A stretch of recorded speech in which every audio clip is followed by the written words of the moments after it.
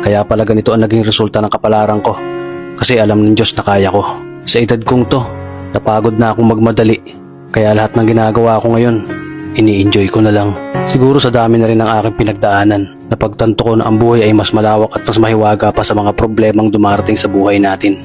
Tumatanda na tayo, baka sa kakahabol natin sa masagana at maayos na buhay, ay hindi na natin nai-enjoy ang buhay. Baka nabubuhay na lang tayo dahil nape-pressure tayo sa sasabihin ng ibang tao. Marami na rin akong mga naging maling desisyon sa buhay, pero lahat yun nagsilbing aral sa akin at natuto ako sa mga pagkakamali ko. May mga taong sobra nating mamahalin at bibigyan ng halaga, pero ibabalik lang sa atin ay kabiguan at matinding trauma. Kaya wag nating lilingunin ng mga taong tulad nila dahil mas payapa kapag hindi ka na interesadong malaman pa kung ano pang balita sa kanila. At wag mong idepende ang sarili mo sa kahit kanino. Tandaan mo, kahit sarili mong anino, iiwan ka din nito kapag madilim na ang paligid mo.